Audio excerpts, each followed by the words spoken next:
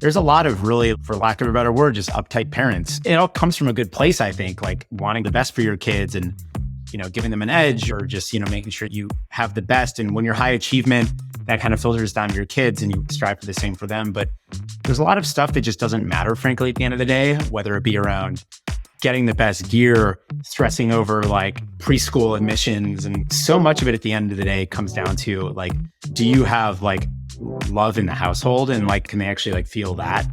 Welcome to Startup Dad, the podcast where we dive deep into the lives of dads who are also leaders in the world of startups and business. I'm your host, Adam Fishman, and in this episode, I had the pleasure of sitting down with Mike Duboe.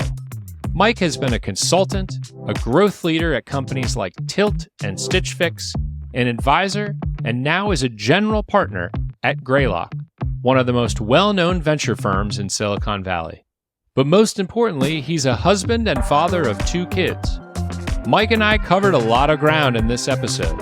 We talk about how to get into alignment and when you feel ready to have kids, having a second kid 2 months into the pandemic, resiliency in kids, balancing professional lives as 2 working parents of young children, how to make time for your spouse, and what it's like to be the social chair of your marriage.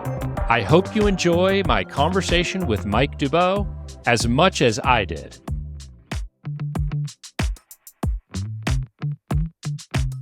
Welcome, Mike Duboe, to our show today. Hi, Mike. How's it going? Hey, Adam. Good to see you. Thanks for having me. Yeah, of course. Why don't you tell us a little bit more about you and who you are and sort of how you came into the role that you're in today? Yeah, sure. So I grew up as one of 3 kids, oldest of 3 in the Midwest, Chicago suburbs, and kind of had always grown up a Michigan football fan. So that kind of drove the college decision, went to school there. I studied engineering undergrad. And so coming out of that, I graduated in 2007. A lot of my classmates at the time, I think Google had just opened their Ann Arbor office, but a lot of people were essentially going to work at kind of car companies in Detroit. That at the time was less interesting to me. And so I kind of, went off and wanted to move to Chicago. Bain & Company was a firm that was hiring a bunch of engineers. And I ended up kind of going there to start my career. The driving decision behind that was kind of optimizing for variety. My biggest fear professionally was going and getting bored. And it felt like this pattern of working for kind of a different company every few months, or in the case of the private equity group, like diligencing something new every few weeks, was just, optimizing for learning and intellectual stimulation. It actually served that. So I had a great experience there. I got to spend my 3rd year in Australia. I think that the work itself and the people were fantastic. I wasn't always like passionate or, that interested in like the clients and the industries I was in, which was kind of the problem of why I didn't want to keep doing that long term. I mean, there were a number of other reasons, but I have nothing but good things to say about that experience. So kind of always had it in me to try to get out to the West Coast and do tech stuff. And I was kind of brought out originally. I went to Stanford GSB for business school, and kind of out there, that's when I started dabbling in different startups. I kind of viewed working in startups as a way to better align the way I spent my time in areas that I was interested in. So I was always kind of a food and restaurant geek. And so went and kind of worked with a bunch of different food startups. Spent the most time at one called Kitchit, was a marketplace to bring chefs to your house. RIP, that category, Kitchit circling and all this. I think I used Kitchit at one point for like an anniversary dinner for me and my wife. It was shortly after we had our first kid and we were like, we cannot leave the house. Like we can't do anything. How about somebody comes and cooks us dinner? And it was awesome. Yeah, it was a great experience. I think like, had we not gone down the Fender path and kind of kept it as essentially a high-end catering business, like would have been a great experience. I mean, chefs loved it. Chefs were fundamentally creative people that were stifled, kind of working their way up the line of a corporate kitchen. They could kind of have their own platform to do their thing before. It was a beautiful thing on supply side. Demand side, to scale, we try to go down the curve and making it affordable, which kind of blows the whole model up. So anyway, long way of saying, I got interested in marketplace businesses and kind of, experiential things like that. And so that's kind of what brought me into working at Tilt. I joined pretty early, just after kind of post YC. There were a number of people kind of writing code there at the time. And I was joined to kind of be the first person to help assess why the thing was growing 20% month on month without us really understanding why. And so that I kind of learned at the time, and this was 2013, that, growth was a thing that was kind of becoming a profession. And so got to know Alex Schultz, was head of growth at Facebook at the time and kind of was an advisor to us and kind of helped me cut my teeth. And that's how I got to know people like yourself and Brian and the good folks at Reforge that were trying to codify all this, and kind of spent the next few years doing that. We ended up getting acquired by Airbnb, and there are probably a lot more lessons there on what not to do than what to do, which led me to Stitch Fix, which was a better outcome. I was there until about a year post IPO, joined as the first person doing user acquisition stuff in-house. And that was more of a performance marketing I ran the marketing budget there. So a little bit different than the product and community growth at Tilt. And about a year post kind of going public, was starting to get antsy again, and kind of had known the team at Greylock over the years. Actually, our friend Casey and some others used to run a growth community there, and I was kind of a part of that. And, through a story I won't go into deep detail on, ended up becoming an investor, and have been doing that for the last 3.5, 4 years, focused mainly on kind of marketplace commerce businesses. It's like full circle on the whole variety and sort of new scenery, right? As an investor, you see a lot of different businesses. There's probably daily variety in who you're talking to and what you're learning about and stuff. A little different than a consultant. I don't know how much people want your advice. Probably a lot, because you've done the job before. So that's pretty great. You're 3.5, 4 years into investing. How do you find that versus your time as an operator inside a company?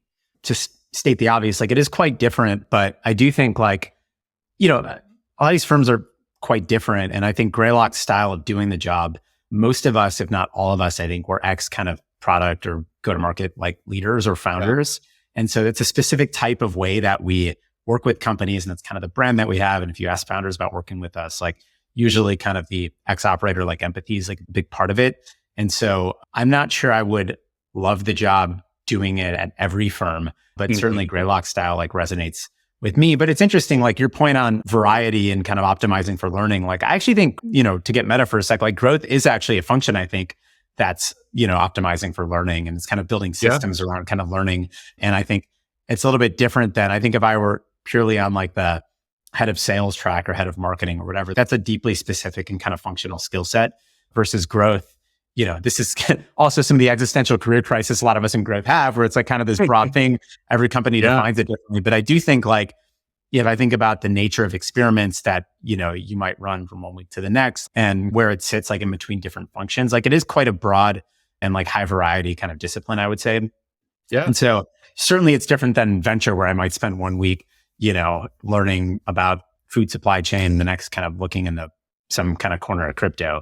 But I do think I was able to scratch that itch certainly doing growth. And I was actually pretty happy on that path still. But anyway, to answer your question, I do think the two are, they are quite different. I would say a couple of the key differences are growth is a function where you are seeing the needle move in some way every week, if not every day. Certainly with performance marketing, I was spending north of 100 million a year. As you know, you could get data back on that kind of scale of spend pretty quickly, and you're iterating on that. And in venture, the feedback loops are quite long. In fact, I'm not sure I've seen any complete feedback loops of investments I've made yet, right? And so you're looking at kind of interim metrics, but you're also just having, your own conviction and confidence in kind of the path and strategy that you're choosing to take, and just recognize that you're not going to get data back for a number of years. And that's quite different than kind of a function that's built on kind of rapid iteration and experimentation. Yeah. So that's one. I think the other piece is the relatively independent nature of working. Greylock's a tight team and a tight partnership, and we are fairly team oriented.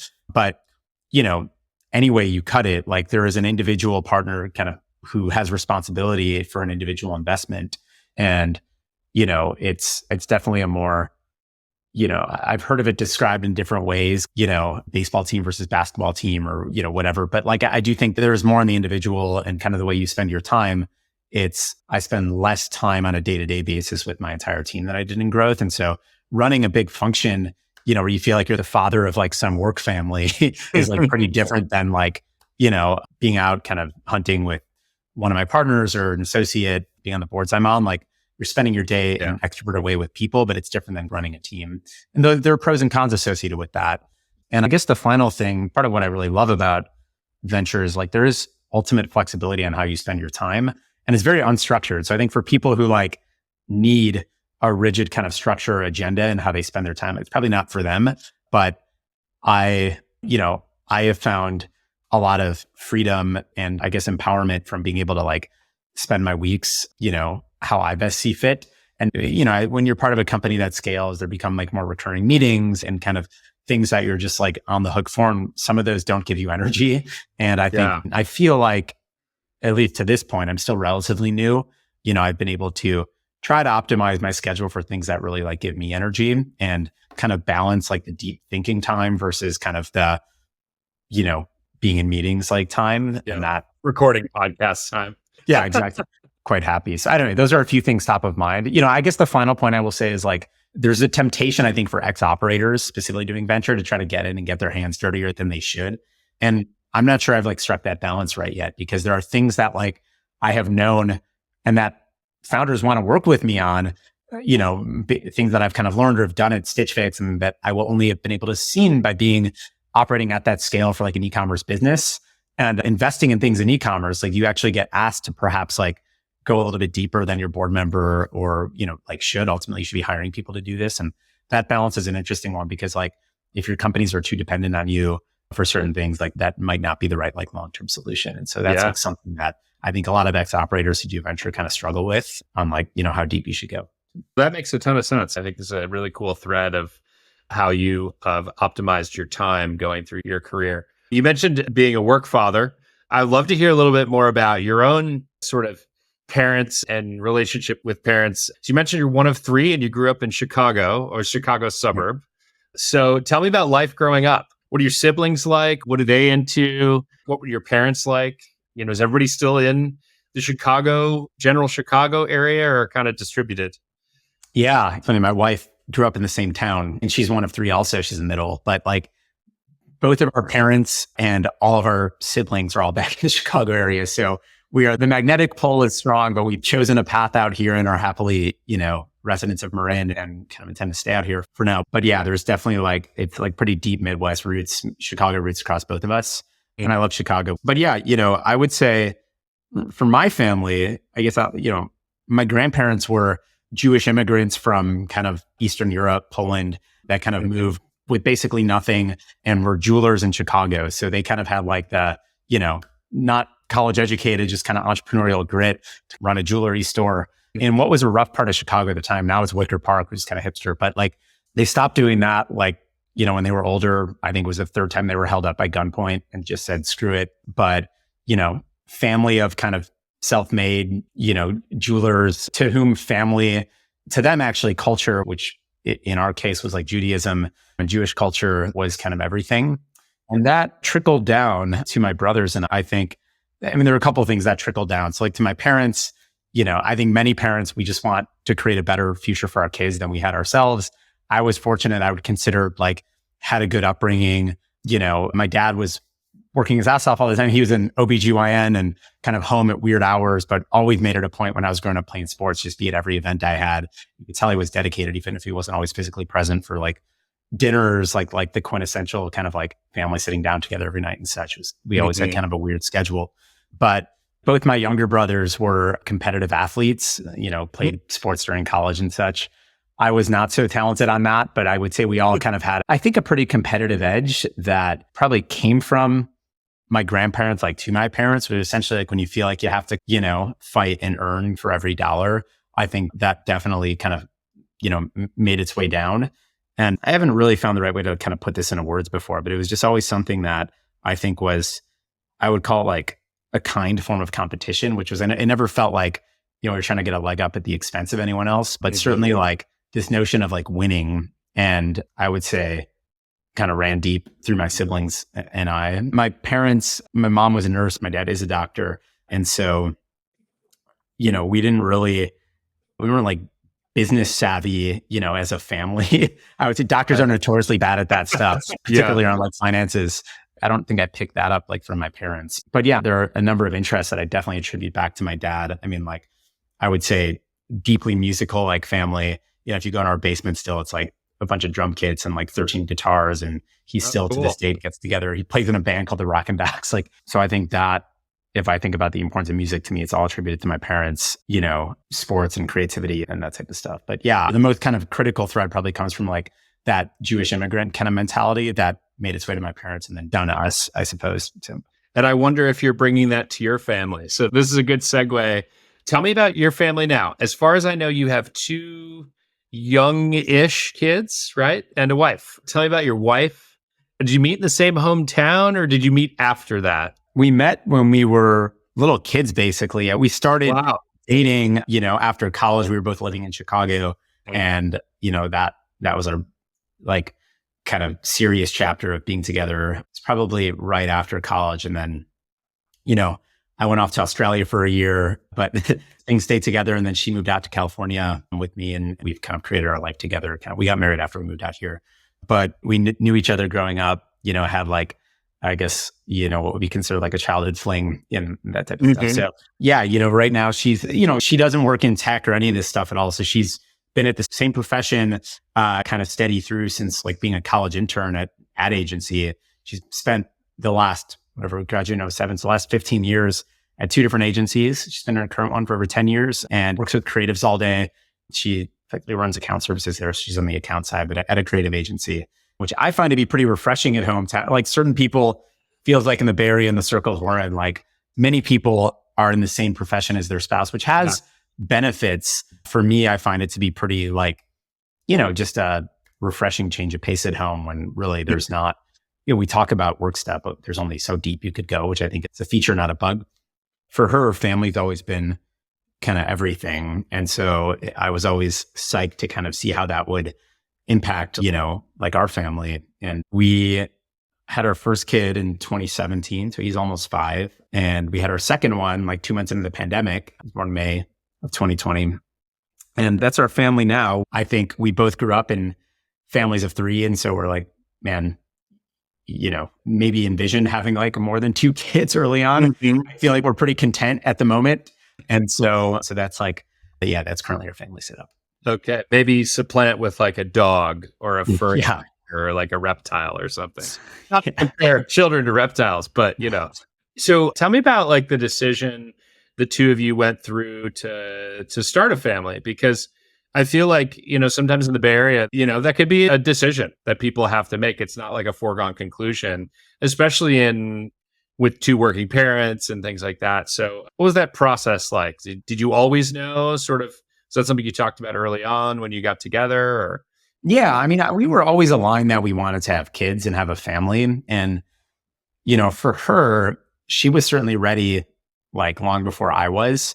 And I would say candidly, like, I don't think I was ready when we had our first kid. I'm still not sure I'm ready, but they're here. Right. And for me, like the big thing was I guess I have like more the adventurer archetype. And to me, it kind of ties to what I said early on was the fear of kind of like stagnation, whatever, being bored or still. I had really valued travel, backpacking, being able to like, be flexible and make different moves, whether career or otherwise, without having, the fear of like dependence or really like having an anchor.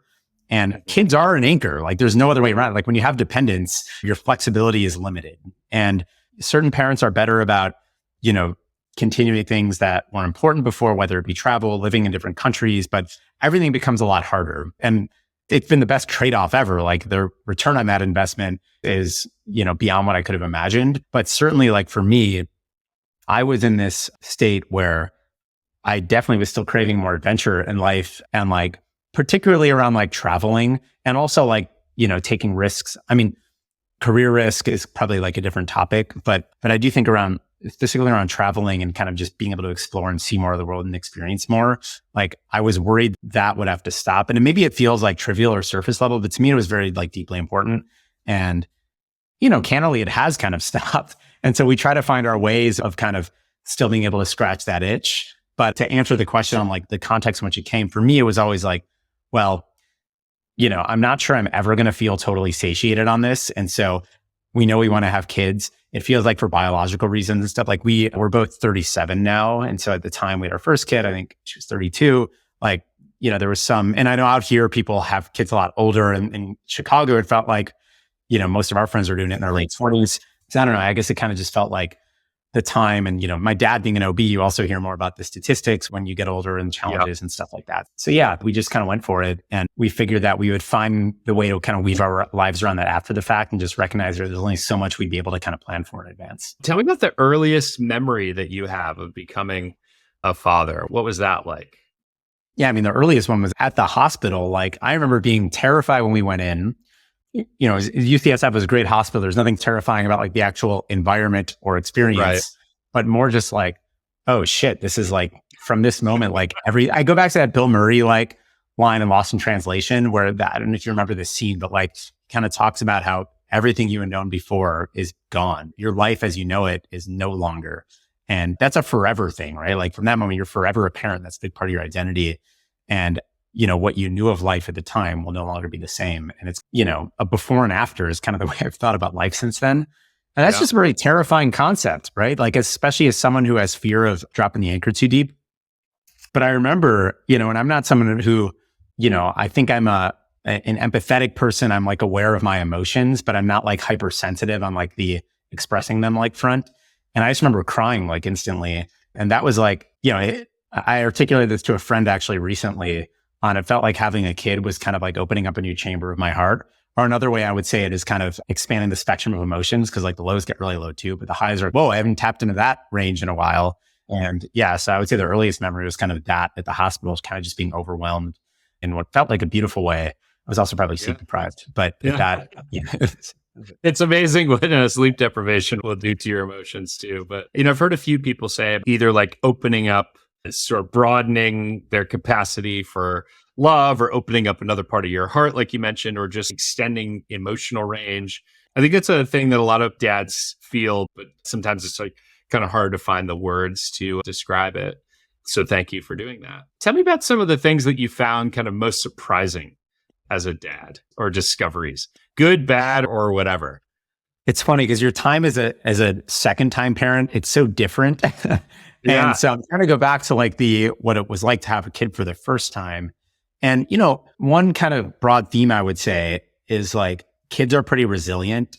And like, I thought like in the beginning, you're basically like trying to keep them alive. Let's be honest. Like I think, and I actually felt like, it was kind of hard early on. Like I think the mom has this kind of biological connection where you're feeding the kid, like there's a different, assuming you're nursing and such, like there's a very different relationship that I think the mom has early on versus for me. I think the first time my son like really smiled at me, like that was kind of like, oh shit, like there's an emotional thing going on here. Like there's a connection. Yeah.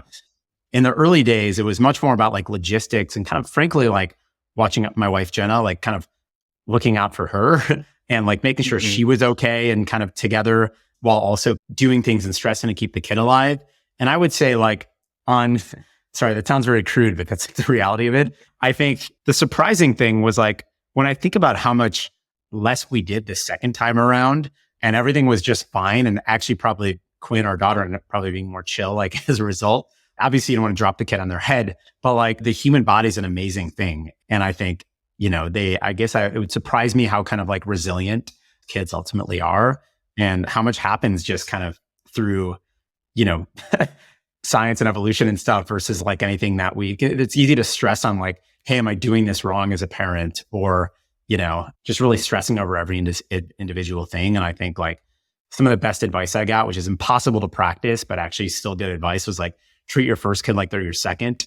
And man, I wish I had kind of followed that. So that's great advice, except nobody knows what a second kid feels like until you have one. So you've worked at a bunch of, I would describe them as probably pretty hard driving companies, like early stage startup, consultancy, Stitch Fix, like going through a crazy growth on the way to being a public company. Now investing, which I've talked to a lot of folks who say they work harder as an investor than even when they were an operator in some cases. Probably, the bar is raised on what a really great investor requires. So how do you manage this balance, if it is that, between, startup culture, being an investor, needing to be present for your family, and also, your wife works full time as an agency, has her own career. Like, how have the two of you and how have you kind of managed all that stuff? It's an ongoing challenge. And I wish I had great answers. I would just say there's a couple of points I would make. So like, I do think having constraints helps you prioritize your time better. And so I know that for me, like, it's very important that when I'm doing dad mode, like I'm very present during that. And I'm not perfect at this. And, sometimes I'm a lot better than others, depending on what's going on and what's kind of pulling my attention. But this was an insight I had early on was like, one of the beautiful things about being a parent is how much newness your kid is experiencing every day. And if you really do your best to tap into that, like, it's kind of like you're learning all this stuff again as well. And like, it's a very like meditative thing, actually. Anyway, for me, it was always very important for selfish and, just unselfish reasons to try to be as present as possible with kids, which means that like, there's a cutoff every day and a time every morning where I can't be doing work. And I've had to work around that. And I would say, for me, it's kind of just been an exercise in like better force prioritization of my time. So stuff that will have fallen below the line before, I'm just like, saying no to that earlier on.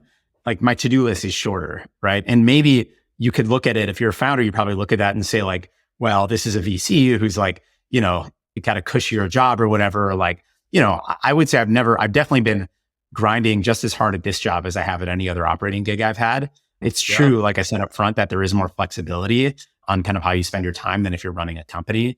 But yeah, I would just say, it forces you to become a lot better prioritizing, maybe more tactically. And we're fortunate to be able to like, afford good childcare. And, we haven't gone excessive on that. Like until last week, we had a nanny that was, full-time in the sense like 8 to 5 every day or 8 to 5:30. Now that both kids are in school full-time, we've actually cut that. And we're going to see how that works. I have a feeling we're going to need, we might need more help. But I do think like things like early on, like, we didn't do the night nurse the first time around. The second time we did, just to look out for our sleep and like little things to help just make sure you're in the best kind of like state where you're actually the hours you work, you're actually putting your best energy into it versus kind of draining. And I think like there are certain, systems there. And it's just one example, but like going to bed at the right time, trading off like on kind of who takes care of the kids and when, planning things further in advance on like which nights each of us are going to be out during the week so we could kind of plan accordingly and not be surprised. I guess we've just had to be more planful overall and just be more ruthless in like prioritizing time. Yeah, I don't know that I have like better secrets or kind of like tips than that. I hope you could tell me, I hope things get easier once the kids could kind of take care of themselves a little bit better. Like right now, it feels like that's not the case. And honestly, sometimes we just have to be easier on ourselves. Like we're not super ruthless with like screen time. Our kids aren't sitting in front of screens all day, but like if we need the extra hour to like do work or 45 minutes or whatever to do work, or when one of us is prepping dinner or something, like it's okay to ask that the kids watch a movie. And we just had to be gentle on ourselves on that and not stress out too much. You kind of start to figure out what things you need to be rigid on and where you can flex. And yeah, I think it is a game changer when your kids learn how to pour themselves a bowl of cereal and not spill the milk all over the place, which my kids, I have a 10-year-old and a 7-year-old. One can do it. One is working on it. But, the challenges just sort of change shape a little bit, right? You're having different conversations. You're probably not arguing with your 5-year-old about a cell phone, but that's the thing that my 10-year-old is very cognizant of. So it sounds like just sort of like really good advanced planning and making sure that you're being good about your time and being really clear on where the line is has helped you a lot. Are there any other particular, I'm a frameworks person, working in product now. Venture has a lot of frameworks. Have you developed any frameworks for parenting? It sounds like I should. I have not. I mean, there's one system, it's not a framework, but I would say a new system that we're trying. Like one of the things that I think has been the toughest about parenting is it does, in most like couples we're happily married, we've been married for a while. I get approaching 10 years next year, but like it's just hard on a relationship because so much of our energy is poured into the kids and our jobs that by the end of the day, like we don't have as much time to, expend it on each other. And that over a long period of time could be pretty taxing and damaging to a relationship. And so we've just recently started to like build in, it's a very obvious thing, but like build in date night every week where we do have a babysitter and we do it earlier in the day. We're doing it on a Saturday. So like 4 p.m. onwards, where like we have a little bit of childcare on the weekends to help put the kids to bed. And that, I think, it was a bit of a mindset shift because we were always before, it's like, well, we're working all week. We want the weekends to be all kid time. But by the end of it, we're so drained, they're not getting the best of us. And so it's like a win-win to actually be able to check out for 5 hours and us have no matter what we do, it doesn't have to be anything fancy, but it's just Jenna and I every week. So I'll tell you how that's going in 6 months, but like, that's something that I feel like many people realize they should do. And we probably realized it a little bit too late. But that is, one thing we're doing. So Yeah, I think making time for your significant other is pretty critical. I would say my wife and I don't always achieve that, but yeah, having that standing date night, pretty important. Not only just to spend time with each other, but also, take a break from one night of putting the kids to bed, which at 5 and 2, I'm sure is a circus in your house. Partnership's super important when you have kids. A lot of communication and a lot of sort of compromise and things like that. But it's also kind of hard, I find, with partners to kind of agree on everything all the time. So I'm curious if you and your wife have a particular aspect of parenting that you don't agree on, where you have like different philosophies, and how have you kind of worked through that together? It goes back to a point I made earlier on how we like to spend our time around traveling and socializing. I tend to be more of the, I guess, social chair of our marriage. And, for me, it's I guess I grew up going on vacations and stuff with other families and community and friendships where I saw my parents have other friends and kind of their community. And frankly, we don't have family out here. And so to me, it's important to invest in friendships that could start to feel like that. And, if you look at many other cultures, how they raise kids, it's a literal village versus kind of we just don't have help around us. And so I would say Jen and I probably disagree a little bit on the extent to which friends could fill a gap that, and in her mind, family's sacred and nothing will ever replace that. And while I agree with that, I think every time we travel, usually the first kind of idea in her mind is how can we find a way to see family, which is great. And now we've kind of built in systems to get back to Chicago every year and such. But for me, it's I have this desire probably to kind of go and spend that time with others, people who I would consider friends and close to us. And, she enjoys that too. But I think it's more for her, maybe perhaps that seems like a bit of a sacrifice on either our family time or time that we would spend with our extended family. And I don't know that we found a great resolution on that yet, other than just kind of, it kind of goes to the point of prioritization, where one of the things that I've had the hardest time with since having kids is a lot of friendships with people that don't have kids start to fade a little bit. And that's, again, I'm sure other people do a better job at this than us, but I would say acknowledging that some of that's inevitable, while also just realizing that you have to go further out of your way to go and kind of make plans and recognize that could be actually it could actually, be a win-win, and that kids are playing with other kids and kind of going and entertaining themselves too. It makes it easier on you. So I would say that the risk of rambling, probably the crux of what we maybe disagree on there is the importance and potential for social and friend relationships to kind of replace this gap that we're feeling by not having family around us. Yeah. And, not feeling guilty about that. So. That's really a fascinating point. It's only something that I think I've really started to appreciate more recently as our kids have gotten a little bit older, and we do have more of a community. Usually school is the first place we kind of establish that new friend community where you can get together as parents and commiserate and have your kids run around with each other and stuff. So yeah, it's really fascinating. I think you and I are in kind of the same boat when it comes to that. So I want to come back to a thing we talked about early, which you mentioned that your daughter was born 2 months into the pandemic. So I know what I was doing 2 months into the pandemic, and my kids were quite a bit older. What was that like? What's it been like parenting young children during the pandemic? Man, that was a foggy time, because also what was going on at the time is our son had just started preschool, I think in January of 2020. And so, he was pulled out in March, and then we tried doing a month of the Zoom stuff, which was a mess when your kid's 2.5 years old. It's what are we going to do? No way.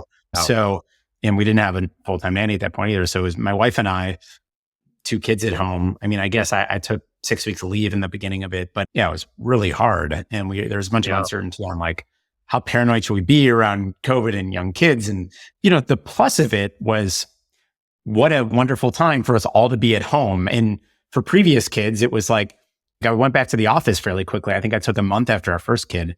And so I was able to be home and around them all the time, which there is a plus to that. I mean, we were in a tiny 1,200 square foot kind of SF condo at the time, and that started to feel a little bit crazy. But I would say the benefit of it was we just felt our unit was really tight, and we were around each other all the time. But honestly, it was a really hard time. And what we decided to do was we pulled the ripcord and basically went back to Chicago for 5 months in August. And so we basically panic sold our condo in SF. We moved back to Chicago and rented a place next to our siblings for 4 or 5 months total. And that's where we did a good chunk of the pandemic. And honestly, like that chapter, like we're really grateful for, because having family around during that time, when you have a little one, I guess she would have been 3 months old at the time we got home. That was like really, really clutch. And so that was our experience and what we did. But I would say those were some of our there were some highlights, but in general, those are really dark, like challenging and kind of just like exhausting times, which I think is why we made the choice we did. You are not the only person who made that choice during the pandemic with young kids, by the way. Yeah. I know a lot of people who made the move permanently and then never came back. Okay, so I have one more question, much more of a serious question, which is, what do you think is a mistake that you've made as a father? So like if you have a chance to do this a third time, what would you do differently? I would say in general, just being easier on ourselves. And it's kind of more of a mindset thing than anything else. But I think really there's so much stuff you could, when you look around, like, especially in these circles that we're in the Bay Area in general, like there's a lot of really, for lack of a better word, just uptight parents. It all comes from a good place, I think, like wanting the best for your kids and, giving them an edge, or just, making sure you have the best. And when you're high achievement, that kind of filters down to your kids and you strive for the same for them. But there's a lot of stuff that just doesn't matter, frankly, at the end of the day, whether it be around getting the best gear, stressing over like preschool admissions. And so much of it at the end of the day comes down to like, do you have like love in the household, and like, can they actually like feel that? And it probably took me a while to kind of realize that, but you start to see as the kids get a little bit older, like they are very conditioned by you, even if it's like subconscious, but like, the overall energy that you set in a home is impacting how a kid's behaving. And to me, paying closer attention to that, and like I said, being really present and making sure that our collective relationship is in a really good place, like that, I would say I probably didn't think enough about that early on. And especially like you talk about the pandemic stuff, like there's a lot of negative energy, like, around that. We're scared, it's kids could feel that, I think, even from a very young age. And I would probably have put a little bit more care into that, early on. That's really good. Thank you for that. Okay. Are you ready for rapid fire? Let's do it. Here we go. Most indispensable parenting product you've ever purchased?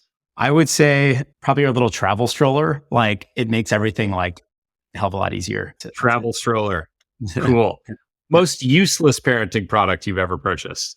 Oh, geez. This is kind of a funny aside right now, but I don't know if this qualifies as a product, but our son, he gets a little bit of TV time like every weekend, and we have Disney Plus and all these movies and stuff, but he's been trained to ask for the kind with bonus content. He calls them commercials because he likes that the movies are longer. So we've gotten in this pattern where now we're stuck because we promise him he can watch a movie every Friday. He tricks us into paying $20 for movies that we already own. I would call that completely useless and actually really frustrating. We have to break ourselves from this cycle. It happens every week. Bonus content. Okay. Yeah. Which one of your kids is your favorite? Do you have a favorite kid? I can't do that. I will say, like, I didn't know what it would be like to have a girl. I grew up with 2 brothers. And so being a girl dad is awesome. I feel very grateful to have, one of each. But I would say that's been the more surprise. I wasn't sure that was going to go, and it's awesome. So, most frustrating thing that has ever happened to you as a dad? Kids pooping on airplanes. Yes, that's got to be in like the top 3 of everyone's list. So, what's your go-to dad wardrobe? Ooh, when we're doing Zoom stuff, it's different than being in the office. But I would say shorts and tee. I don't know if this is a dad wardrobe. I mean, this is just maybe Zoom wardrobe. But yeah, a grateful part of being during the pandemic is we don't really have to, dress up too much. So yes, business on the top, party on the bottom, I guess. Yes. Yes, we had a school event and the dress code was COVID formal, which was business up top and like pajama pants down below. Did you ever drop one of your kids as a baby? Not a terrible drop, thankfully. Okay. I mean, it happens now and again, but no, nothing I could recall. I was probably dropped it. How many parenting books do you have in your house? Currently, probably 0. We've had some over the years and donated them. I think there was one that we read, before our first one. That which gets me to my second question, which is how many parenting books have you actually read cover to cover? Sounds like one, maybe. Yeah, let's go with that. Okay, so far, what have been the favorite age or ages for your kids? I think the age my daughter's in right now, which is like 2.5. I mean, it's actually very hard too, but like she's like so adorable and just a complete like rascal. I think that age is awesome. I hope that never changes. But the tantrums are starting, and so that I'm sure is going to get worse. Yeah. Okay. What about your least favorite age? Probably the first 3 months. Like maybe that's a weird answer to give, but like, it just feels like a lot of giving for not a whole lot in return. I don't do well on like 2 hours of sleep a night. And so that was really hard. Same. Okay. We talked a little bit about this, but screen time, good, bad, indifferent. It's probably closer to the indifferent thing. Like we're not as rigid on this as some parents. I think it's more about what they're doing on it. I think like it's hard for me to say it's good, but I do think it's helpful to parent sometimes. And I think there's ways of approaching it where hopefully if your kids like I actually think it's probably helped our kids' imagination be able to watch full movies like front to back. And so I think there's benefits to it, but I would say I'm indifferent up to an extent, and beyond that extent, it's bad. So. Okay, cool. Will you ever take your kids to Burning Man? Yes, when they're older. I don't know what that age is. So, Okay. So 2.5-year-old, not great in like 120-degree desert heat. Probably going to be closer to like the teens age. Okay, cool. And then last question, what's your take on minivans? Funny you bring this up. I just took a minivan to Burning Man a few days ago. But, so for that, I've taken a minivan there 5 times. It's a comfortable ride, practical. I don't know. Unless we have a third kid, we're not going to have a minivan. We do just fine for SUV right now. But I'm a net promoter on them. So, Awesome. All right. Well, thank you, Mike. That does it for our interview today. This has been super fun and insightful. I appreciate it. Thank you for listening to today's conversation with Mike Duboe. If you enjoyed the show today, please subscribe, share, and leave me a review. It'll help other people find this podcast. Startup Dad is a Fishman AF production with editing support from Tommy Herron. You can stay up to date on my thoughts on growth, product, and parenting by subscribing to the Fishman AF newsletter at www.fishmanafnewsletter.com.